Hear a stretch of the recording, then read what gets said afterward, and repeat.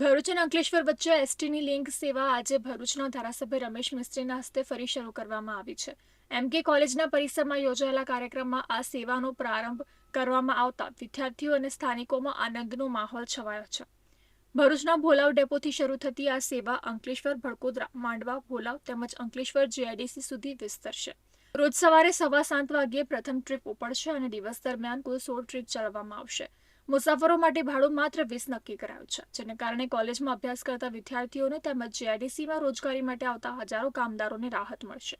ખાસ કરીને આ બસો નર્મદા મૈયા બ્રિજ પરથી પસાર થતી હોવાથી મુસાફરોનો કિંમતી સમય પણ બચશે. આ પ્રસંગે એમકે કોલેજના આચાર્ય વિજય જોશી, ડેપો મેનેજર વિશાલ છત્રીવાલા, યુવા ભાજપ પ્રમુખ ઋષભ પટેલ, શહેર પ્રમુખ જતીન શાહ સહિત મોટી સંખ્યામાં વિદ્યાર્થીઓ ઉપસ્થિત રહ્યા હતા.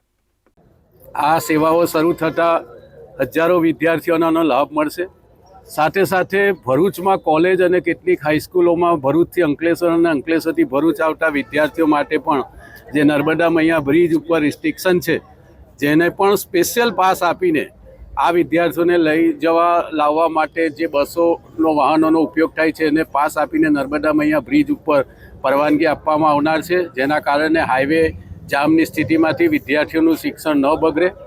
આ જ વિદ્યાર્થીઓની ઘણા લાંબા સમયથી ભરૂચ નર્મદા મૈયા બ્રિજ ઉપર જે રેલિંગ લગાવવા માટેની પણ રજૂઆત હતી, એ કામનો પણ પ્રારંભ થઈ ગયો છે, જેના કારણે આપણે જે સુસાઇડના બનાવો બનતા હતા એને પણ અટકાવી શકીશું.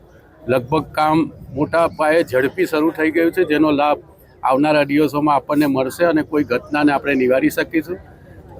તમામ વિદ્યાર્થી ભાઈઓ બહેનોને આજની આ સેવા શરૂ થઈ છે ત્યારે હું વિશેષ શુભકામનાઓ પાઠવું છું. આપણે સુયોગ્યનો ઉપયોગ કરીએ અને આ સેવા શરૂ થાય પછી કોઈ પણ વિદ્યાર્થીઓના કોઈ પણ પ્રકારના સૂચન કે માંગણી હશે તો કોલેજના પ્રિન્સિપલ અને અમારા જે ઋષભભાઈ, યોગીભાઈ સહિતના આગેવાનો, એસટી નિયામકને આ બધાને રજૂઆત કરવાથી આ વ્યવસ્થાને વધુ કરેક્ટ બનાવવા માટેના પણ પ્રયાસો કરીશું.